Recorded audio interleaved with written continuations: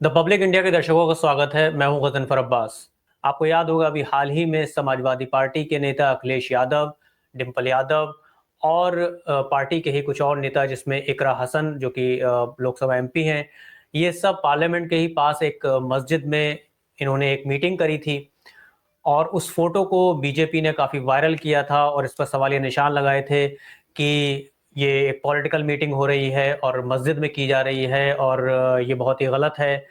तो इस तरह का काफ़ी प्रोपेगेंडा किया गया था। आज जो खबर है वो बहुत ही दिलचस्प है और वो ये है कि एक मौलाना साजिद रशीदी जिनका नाम है, जिन्होंने अभी अभी काफ़ी सुर्खियां बटोरी मीडिया में और लगातार नेशनल टीवी चैनल पे आए और बयानात दे रहे थे। समाजवादी पार्टी की एमपी और अखिलेश यादव समाजवादी पार्टी के चीफ, उनकी जो वाइफ हैं डिंपल यादव जी, उनके खिलाफ। लेकिन अब जो खबर आई है कि मौलाना साजिद रशीदी के खिलाफ एफआईआर हो गई है। एफआईआर लखनऊ में हुई है। एक व्यक्ति ने उनके खिलाफ एफआईआर दर्ज कराई है।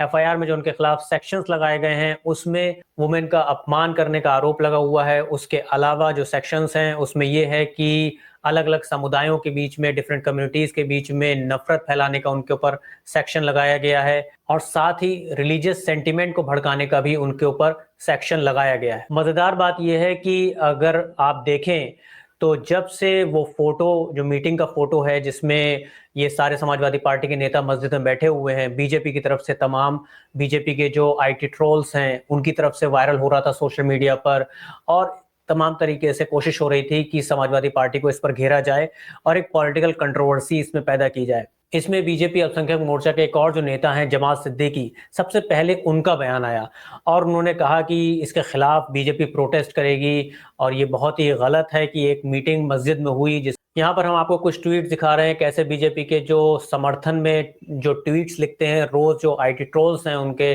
वो लगातार इस पर क्वेश्चन उठा रहे थे। इसके साथ साथ उन्होंने मौलाना साजिद रशीदी के खिलाफ भी मोर्चा खोला हुआ था।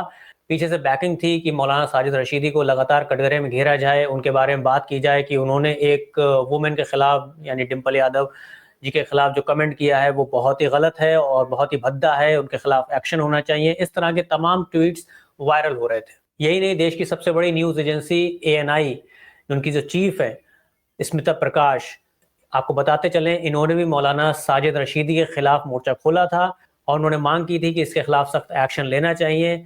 आपको एक ट्वीट दिखा रहे हैं जिसमें ऑल्ट न्यूज़ के को फाउंडर मोहम्मद जुबैर ने एक ट्वीट किया है जिसमें उन्होंने स्मिता प्रकाश से सवाल किया है और उन्होंने उसमें कहा है कि स्मिता प्रकाश ही वो हैं जिन्होंने मौलाना साजिद रशीदी जैसे लोगों को मीडिया में प्लेटफॉर्म प्रोवाइड कराया, उनको प्रमोट किया और अब वही चाहती हैं कि मौलाना साजिद रशीदी के खिलाफ एक्शन हो।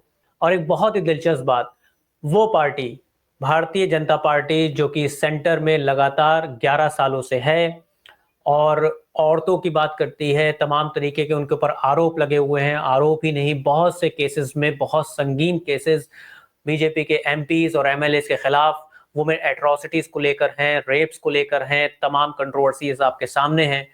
उनकी वुमेन एमपीज ने, यानी बीजेपी की वुमेन एमपीज ने पहली बार पार्लियामेंट के बाहर प्रोटेस्ट किया। प्रोटेस्ट किसके खिलाफ किया? मौलाना साजिद रशीदी के खिलाफ, और समर्थन किया डिंपल यादव का, यानी एक तरीके से समाजवादी पार्टी का, जिसके खिलाफ लगातार बीजेपी रहती है। तो अगर ये पूरी कहानी को देखा जाए तो सारे डॉट्स कनेक्टेड नजर आते हैं कि कहीं ना कहीं बीजेपी ने ये पूरी तरीके से प्लॉट किया। पहले मस्जिद में हुई उस मीटिंग के पिक्चर को वायरल किया गया, अपने पेड आईडी ट्रोल्स की तरफ से इस पर सवाल निशान लगाए गए, समाजवादी पार्टी को घेरा गया।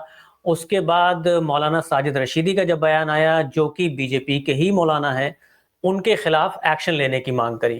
तो एक तरीके से देखने में ये आ रहा है कि जो मौलाना साजिद रशीदी हैं, बीजेपी की गोदी मौलाना, वो बीजेपी की एक कॉन्स्पिरेसी का शिकार हो गए हैं और बलि का बकरा बन गए। समाजवादी पार्टी ने बीजेपी को बहुत बुरी तरीके से क्रिटिसाइज करते हुए एक ट्वीट किया है और कमेंट किया है कि जो बीजेपी कर रही है, यानी कि बीजेपी के एमपीज ने, वुमेन एमपीज ने जो पार्लियामेंट के बाहर प्रोटेस्ट किया साजिद रशीदी के खिलाफ, जो कि खुद बीजेपी का ही आदमी है, बीजेपी की तरफ से रिप्रेजेंट होता है, तमाम तरह के इश्यूज पे बीजेपी को डिफेंड करता है, उसको एक्सपोज करते हुए समाजवादी पार्टी ने एक ट्वीट करते हुए ये पूरी बात को लिखा है जिसमें उन्होंने ये कहा है कि कैसे बीजेपी और मौलाना दोनों एक ही हैं, और जो बीजेपी कर रही है असल में वो कोई वुमेन इश्यूज के ऊपर संजीदा नहीं है, बल्कि ये एक पॉलिटिकल ड्रामा हो रहा है। पिछले 11 सालों का अगर हम आंकड़ा बताएं तो बहुत सी मीडिया रिपोर्ट्स आ चुकी हैं जिसमें ये साफ जाहिर है कि बीजेपी के जो भी एमपीज हैं और एमएलएज हैं उनकी तादाद सबसे ज़्यादा है जिनके खिलाफ वुमेन के खिलाफ किए गए यानी कि औरतों के खिलाफ किए गए अपराधों के केसेस सबसे ज़्यादा दर्ज हैं और पेंडिंग है, कई कोर्ट्स में चल रहे हैं। आए दिन आपके पास खबरें आती रहती हैं। इसका मतलब ये नहीं कि दूसरी पॉलिटिकल पार्टीज के एमपीज या एमएलए अछूते हैं और उनके खिलाफ इस तरह के केसेस नहीं हैं, उनके खिलाफ भी हैं, लेकिन सबसे ज्यादा तादाद जो है वो बीजेपी से जुड़े हुए नेताओं की है। तो इस बात से भी पता चलता है कि बीजेपी खुद वुमेन के मामले में, औरतों के मामले में कितनी संजीदा है और इस वक्त जो हो रहा है इस पर वो पूरी तरीके से एक्सपोज हो रही है और घिरती नजर आ रही है। समाजवादी पार्टी ने बीजेपी अल्पसंख्यक मोर्चा जमाल सिद्दीकी को भी काफी रोस्ट किया है। जमाल सिद्दीकी को उन्होंने एक लेटर लिखा है और उस लेटर में उन्होंने बहुत तीखे सवाल किए हैं। समाजवादी पार्टी ने पूछा है इन बीते 11 सालों में तमाम जो एंटी मुस्लिम पॉलिसीज बीजेपी ने अपनाई उस पर उनका क्या कहना है। अब आपको बताते चलें कि ये मौलाना साजिद रशीदी हैं कौन। मौलाना साजिद रशीदी वैसे तो कहे जाते हैं ऑल इंडिया इमाम एसोसिएशन, इस तरह की बहुत सी एसोसिएशंस बनी हुई हैं जिसमें गोदी मौलाना, बड़ी लंबी लंबी दाढ़ियों वाले मौलाना आपको टीवी चैनल्स पे दिखाई देते हैं, तो इसके वो हेड बताए जाते हैं। और साथ ही वो पॉलिटिकल डिबेट्स में शामिल होते हैं, जो नेशनल टेलीविजन पे जितना भी गोदी मीडिया है वो उनको लेकर आता है और बीजेपी का वो पक्ष रखते हैं, हर तरीके से बीजेपी की पॉलिसीज को सपोर्ट करते हैं, पीएम नरेंद्र मोदी के सपोर्ट में हमेशा रहते हैं और एक बहुत बड़े सपोर्टर हैं। यहाँ पर हम आपको बीजेपी आईटी सेल के हेड अमित मालवीय का एक ट्वीट दिखा रहे हैं जिसमें साफ जाहिर है कि कैसे उन्होंने सपोर्ट किया है। ये पहले का ट्वीट है, मौलाना साजिद रशीदी को सपोर्ट करते हुए नजर आ रहे हैं, जिसमें वो कहते नजर आ रहे हैं कि मुस्लिम कम्युनिटी के तुष्टीकरण की जरूरत नहीं होती है, बिना तुष्टीकरण के भी मुसलमानों का वोट बीजेपी को मिलता है, नरेंद्र मोदी को मिलता है।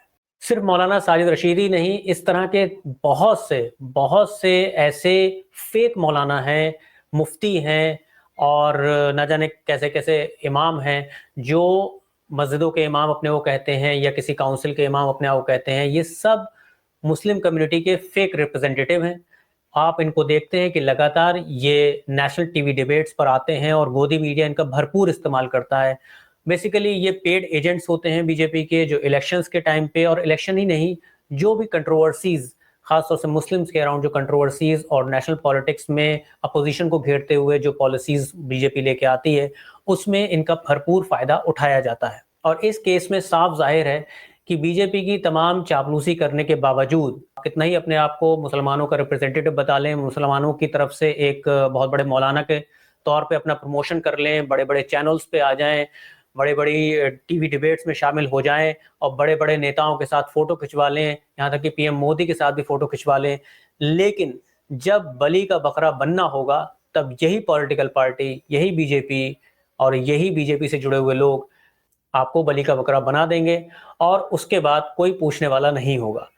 तो अब एफआईआर हो चुकी है, तो इसका मतलब केस भी बहुत जल्दी इनिशिएट होगा मौलाना साजिद रशीदी के खिलाफ। अब देखना यह है कि इस केस में होगा क्या इस केस में मौलाना को बीजेपी बचा लेगी बाद में, या मौलाना को कोई पूछने वाला नहीं होगा।